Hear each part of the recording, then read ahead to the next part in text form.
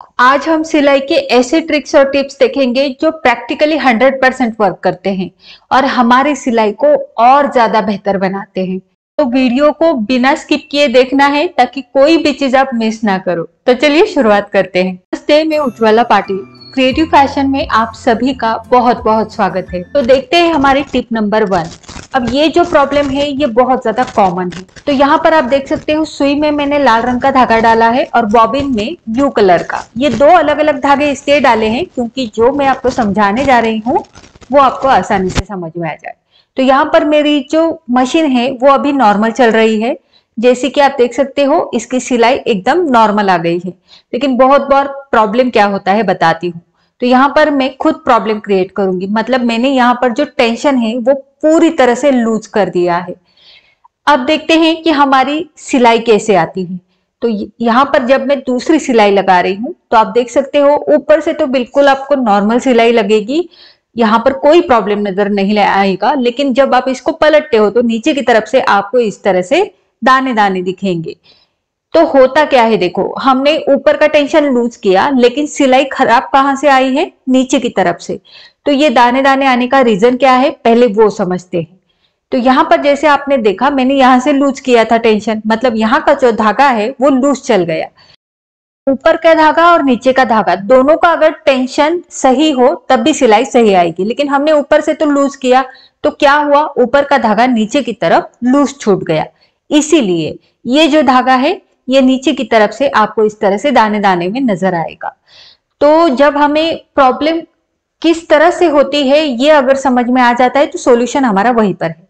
तो हमें क्या करना है, ऊपर का टेंशन सही करना है। मतलब हमने जो टेंशन लूज किया था जिसकी वजह से धागा नीचे की तरफ लूज पड़ गया, उसको हमें फिर से टाइट करना है। तो जो टेंशन लूज किया था उसको फिर से हम टाइट करेंगे। ज्यादा टाइट भी नहीं करना है, अगर ज्यादा टाइट करोगे तो खिंचाव आएगा कपड़े में। तो हमें जैसे नॉर्मल है वैसे ही करना है, जो कि धागा भी वहां से बाहर निकले अच्छे से और ज्यादा लूज भी ना रहे।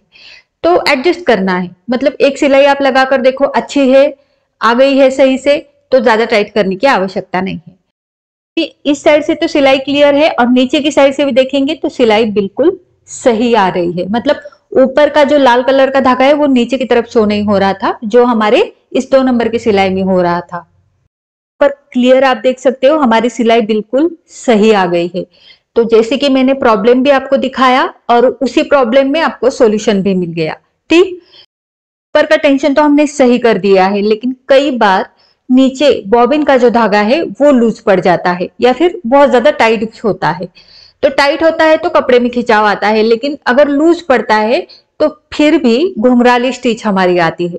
तो यहाँ पर मैं लूज करने जा रही हूँ। जब ये लूज होती है तो आप देख सकते हो, ये देखिए, ये यहाँ से थोड़ा सा आपको गैप नजर आ रहा है, ऊपर की तरफ आ गया है, जिससे धागा बहुत जल्दी जल्दी निकलता है, फास्ट निकलता है।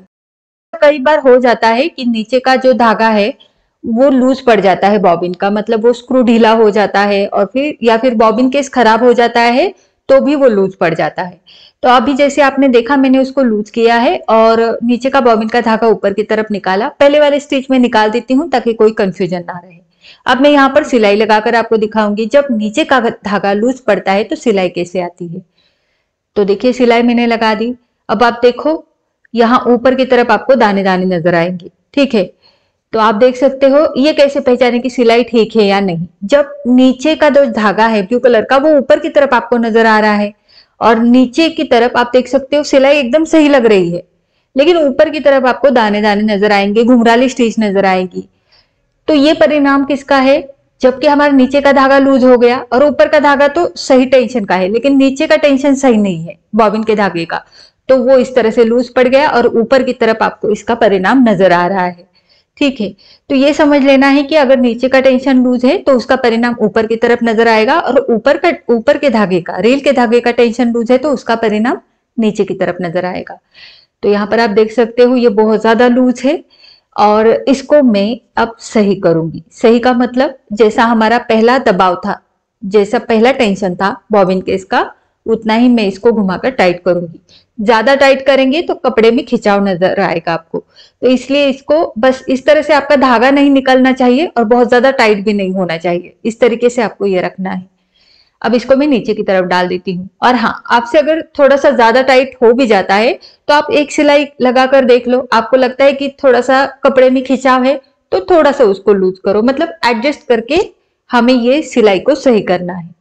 अब आप देख सकते हो दोनों हमारे दबाव यानी दोनों टेंशन सही है, ऊपर का भी और नीचे का भी। अब हम सिलाई लगाकर देखते हैं।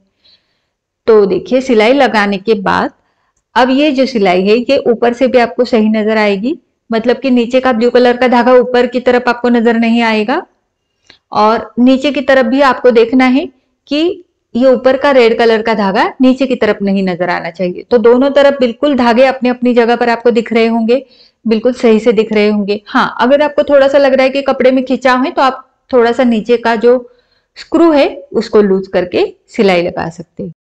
तो कैसी लगी ये टिप मुझे जरूर बताना। अब हम देखते हैं हमारी अगली टिप, टिप नंबर 2।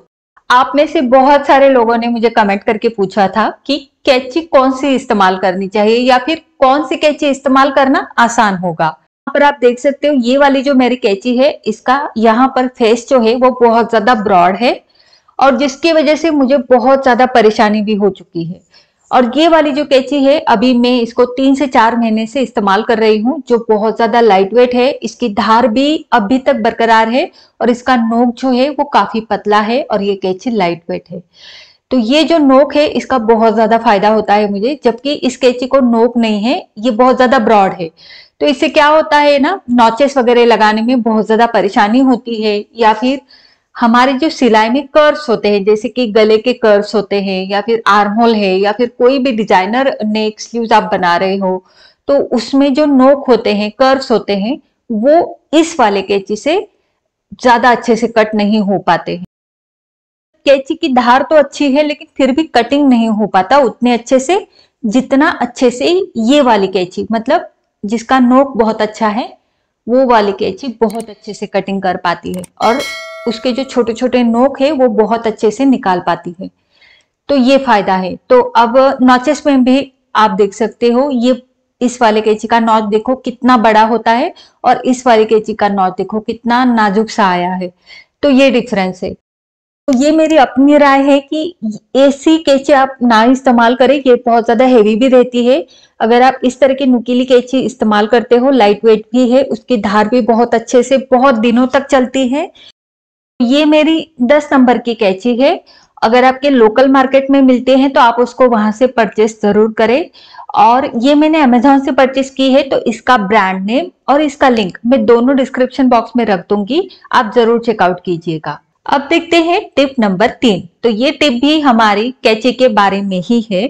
तो जिस कैंची से आप कपड़े का कटिंग करते हो उसी कैंची से बहुत सारे लोग कागज भी कटिंग करते हैं। तो ये बिल्कुल गलत है, ऐसा नहीं करना है। जो कपड़े की कैंची है वो कपड़े को ही रखनी है और कागज के लिए आप दूसरे कैंची का इस्तेमाल करें, क्योंकि अगर कपड़े की कैंची को आप कागज के ऊपर चलाओगे तो उसका धार कम हो जाता है और फिर वो कपड़े के ऊपर ज्यादा चल नहीं पाती। इसीलिए दोनों कैंचियां हमें अलग अलग रखनी है। अब बढ़ते हैं आगे और देखते हैं टिप नंबर 4। तो जब भी आपका सिलाई का काम खत्म हो जाता है तो इस नॉब को आपको ऊपर उठा के रखना है, क्योंकि ये जो नीचे का फिट टॉप है इसकी लाइफ बढ़ती है। अब आप कहोगे कि उसमें धूल मिट्टी वगैरह जा सकती है, तो इस तरह का जो कपड़ा है वो आप इस फिट टॉप के ऊपर रख सकते हो। ऐसा 4 फोल्ड करके रख दीजिएगा और उसके ऊपर आप नॉब रख दीजिएगा, जिससे धूल मिट्टी भी नहीं जाएगी। और सुई को हमेशा नीचे की तरफ करके रखिए ताकि अगर आपके घर में बच्चे हैं तो सेफ्टी बनी रहेगी। तो इस छोटी सी टिप के बाद अब बढ़ते हैं आगे, टिप नंबर 5। अब आप इसे टिप बोलो या फिर कुछ और बोलो, लेकिन इसे मैं मेरे इस्तेमाल में हमेशा लाती हूँ। मैं मेरे टेप को हमेशा इस तरह से एक रबर लगा कर रखती हूँ। अब ये बहुत ही छोटी सी चीज है लेकिन ये बहुत ज्यादा काम आसान करती है। और जब भी अगर मुझे कोई ब्लाउज वगैरह कटिंग करना हो तो बस मैं 20 इंच तक ही इसको खोलती हूँ और बाकी का मैं रबर लगा के रखती हूँ। और ये चीज आपने मेरी कई वीडियोज में देखी भी होगी। इससे बहुत ज्यादा टेप फैला हुआ नहीं रहता और मैनेज करने में आसान होता है। देखते हैं हमारे अगली टिप, टिप नंबर 6। तो ये वाली टिप मैंने आपको पहले एक वीडियो में शेयर की हुई है लेकिन आज फिर से बता रही हूँ। जब भी आप बॉबिन लगाने जाते हो, बॉबिन आपका बाहर आ जाता है, गिर जाता है, तो इस तरह से अगर आप इसको पकड़ोगी बॉबिन केस को तो आपकी बॉबिन बाहर नहीं आएगी। ये बॉबिन को अंदर की तरफ होल्ड करके रखती है और ये वाली चीज बहुत लोगों को पता नहीं है। तो इस तरह से अगर आप पकड़ोगे तो बॉबिन आपकी बाहर आ जाती है। तो जब भी आप बॉबिन लगाने जाओ नीचे की तरफ, इस तरह से पकड़ के लगाओगे तो आपकी बॉबिन नीचे नहीं गिरेगी। अब देखते हैं हमारी अगली टिप, टिप नंबर 7। कई बार ऐसा होता है कि हम सलवार में, प्लाजो पैंट में या फिर चूड़ीदार में सिलाई लगाने जाते हैं, तो सिलाई लगाते लगाते दूसरी तरफ कपड़ा ऊपर नीचे हो जाता है। तो ऐसे में पहले आप पिंस लगाकर सेट करें उसको, क्योंकि कई बार ऐसा होता है कि जब हम सिलाई लगाते हैं तो नीचे का जो कपड़ा है हमारा वो स्ट्रेच होता है, और फिर हमारे एक तरफ तो सही से आता है जहां से हमने सिलाई को शुरू किया है, लेकिन दूसरी तरफ वो ऊपर नीचे हो जाता है। तो ऐसे में अगर आप पिंस लगाकर पहले से ही उसको सेट करते हो, इससे आप एक साइड से भी सिलाई शुरू करके दूसरी तरफ लेके जाते हो तो आपका कपड़ा ऊपर नीचे नहीं होगा। तो यहाँ पर आप देख सकते हो मैंने एक साइड से सिलाई को शुरू किया है, और जैसे कि पहले से ही पिंस लगाकर सेट किया है, तो यहाँ पर कपड़ा खींचने का डर नहीं है और ना ही ऊपर नीचे होने का। तो सिलाई तो हमारी बराबर से आ गई। अब ये सिलाई लगाने के बाद ये कपड़ा क्रॉस में रहता है, तो इसे खींचकर इस सिलाई को हमें तोड़ना है। जी हाँ, इस सिलाई को अगर हम अभी नहीं तोड़ेंगे तो ये बाद में पहनने के बाद टूट जाती है, क्योंकि ये क्रॉस में कपड़ा रहता है। तो जितनी भी टूटती है अभी हमें इसको तोड़ना है। तो ज्यादा नहीं खींचना, हल्का हल्का खींचना है। ये जितनी भी सिलाई टूटनी है वो अभी यहाँ से टूट गई है। अब हम इसके ऊपर दूसरी सिलाई लगाएंगे। अब जब हम इसके ऊपर दूसरी सिलाई लगाते हैं तो वो बहुत पक्के से बैठती है और आपकी सिलाई मजबूती से लग जाती है, मतलब बाद में आप कितना भी इसको खींचो ये नहीं टूटेगी। तो ये एक छोटी सी ट्रिक जरूर याद रखना। अब हम देखते हैं हमारी अगली टिप, टिप नंबर 8। अब इसे मैं टिप नहीं बल्कि ट्रिक बोलूंगी, बहुत ही जबरदस्त ट्रिक है। तो यहाँ पर आप देख सकते हो ये बॉबिन का धागा है ब्लू कलर का, और मेरे पास ब्लू कलर का रील नहीं है, जबकि मुझे रील भी ब्लू कलर का चाहिए था, लेकिन ब्लू कलर का रील मेरे पास नहीं है, खत्म हो चुका है। अब जो बॉबिन का धागा है उसी से मैं काम चलाऊंगी। तो कैसे, देखो ऊपर का जो रेड कलर का धागा था उससे मैंने बॉबिन के धागे को गांठ बांध दी है, और रेड कलर का धागा खींचकर बॉबिन का जो धागा है वो मैंने सुई में से निकाल दिया। अब जैसे मैंने सुई में से निकाल दिया है उसको, वैसे ही मैं उसको ऊपर की तरफ खींचकर जो भी ऊपर के मशीन के जो पॉइंट्स है उनमें से उसको पिरो दूंगी। तो आप देख सकते हो जैसे ही मैंने लाल रंग का धागा मैं खींच रही हूँ, वैसे वैसे वो नीचे का बॉबिन का ब्लू कलर का धागा उसी उन सभी पॉइंट्स में से जा रहा है। ठीक है, तो अलग से आपको यहाँ पर धागा डालने की जरूरत नहीं पड़ेगी, बस आपको ये लाल रंग का धागा यानी ऊपर के रील का धागा खींचना है। तो यहाँ तक मैंने इसको ला कर रखा और लाल रंग के धागे को तोड़ दिया है, मतलब जो भी मेरे दूसरे रंग का रील था उसको तोड़ दिया। अब जितनी मुझे जरूरत है धागे की उतना मैंने बाहर की तरफ खींचकर निकाल दिया है। अब सिलाई भी मुझे ज्यादा तो लगानी नहीं है, थोड़ी सी सिलाई कई बार हमें लगानी होती है, लेकिन मैचिंग धागा खत्म हो चुका होता है और बस हमारे पास उसी रंग का बॉबिन रहता है। तो बॉबिन से हम यहाँ पर काम चलाएंगे। तो आप देख सकते हो बॉबिन का ही धागा हमारा ऊपर की तरफ है और मैं यहाँ पर सिलाई लगा रही हूँ। तो देखिए ऊपर और नीचे दोनों तरफ मेरा ये ब्लू कलर का धागा है। सिलाई भी बहुत अच्छे से और फाइन आती है। तो ये ट्रिक कब करनी है, जब आपको सिलाई भी ज्यादा लगानी नहीं है, थोड़ी सी स्टिच लगानी है, लेकिन आपके पास का रील खत्म हो चुका है, या फिर आपको ऊपर की तरफ रील अलग से डालना नहीं है, तो बस बॉबिन के धागे से आप काम चला सकते हो। आप देख सकते हो जितना धागा मैंने ऊपर की तरफ खींचा है उतनी यहाँ पर सिलाई आएगी। तो जितनी आपकी जरूरत है उतना आप खींच सकते हो। तो आप देख सकते हो धागा खत्म होने को है, ऑलमोस्ट खत्म हो चुका है और मैंने अच्छी खासी स्टिच यहाँ पर लगा दी है। तो ये ट्रिक भी आप जरूर इस्तेमाल कर सकते हो जब भी आपको आलस आ रहा है ऊपर की तरफ धागा डालने का, या फिर आपका धागा खत्म हो चुका है मैचिंग का। तो ये ट्रिक आप जरूर आजमा सकते हो। तो कैसी लगी ये ट्रिक मुझे नीचे कमेंट करके जरूर बताना। अब हम देखते हैं हमारी अगली ट्रिक, या फिर आप टिप भी बोल सकते हो, टिप नंबर 9। तो बच्चे होते हैं घर में और उनके जो व्हाइट शर्ट होते हैं उनके ऊपर अक्सर ये पेन के दाग लग जाते हैं। तो ये वायरल हैक है जो मैंने इंस्टाग्राम पर देखा था और मैंने सोचा कि क्यों ना मैं इसको ट्राई करूं। तो यहाँ पर देखिए डेटॉल का जो है, डेटॉल मैंने वो कॉटन के ऊपर लिया है और उसके ऊपर मैं लगाते जा रही हूँ। आप देख सकते हो लगभग 1 मिनट के अंदर अंदर ये दाग मेरा चला गया है। यहाँ पर अभी ये फीका हुआ है, लेकिन मैंने इसको और थोड़ा सा रब किया है, थोड़ा सा और रगड़ा है। ज्यादा जोर से घिसने की जरूरत नहीं है, हल्के हल्के हाथ से भी आप इसको रब करोगे तो भी ये दाग निकल जाते हैं। तो आप देख सकते हो एकदम क्लीन एंड क्लियर ये पूरा हो चुका है। अब मुझे यहाँ पर डर था कि मेरा कपड़ा कहीं यहाँ पर डैमेज ना हो जाए, लेकिन कपड़े को कुछ भी नहीं हुआ था। बहुत ही आसानी से ये दाग मेरा निकल चुका था। अब ये तो थे हल्के हल्के पेन के निशान, लेकिन मैंने सोचा कि अगर ज्यादा गहराई से दाग हो तो क्या वो निकलेगा, तो इसलिए मैंने बहुत ज्यादा गहरा दाग यहाँ पर पेन का बना दिया है, आप देख सकते हो। और यहाँ पर मैंने कॉटन के ऊपर डिटॉल लिया है और यहाँ पर मैं अब ट्राई करूंगी। तो हाँ, ये भी दाग हमारा चला जाता है। थोड़ा देर लगेगा क्योंकि ये बहुत ज्यादा जिद्दी और गहरा है। तो यहाँ पर मेरा 1 मिनट की बजाय 2 से 3 मिनट लगे थे। तो आप देख सकते हो, ये जैसे हम इसको रब करेंगे वैसे वैसे ये स्प्रेड होते जाता है।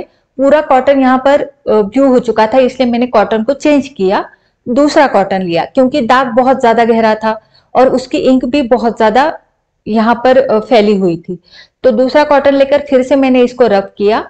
आप देख सकते हो आजू बाजू भी ये इंक फैल जाती है, तो उसको भी मैंने क्लीन किया उसी कॉटन से। 2 बार बस मैंने उसको चेंज किया था कॉटन को, और पूरा दाग चला गया। आप देख सकते हो ये भी पूरा क्लीन एंड क्लियर हो चुका था और कपड़ा भी मेरा डैमेज नहीं हुआ था। अब इसको आप नॉर्मल वॉश कर दो, जैसे आप साबुन से वगैरह वॉश करते हो वैसे कर दीजिएगा।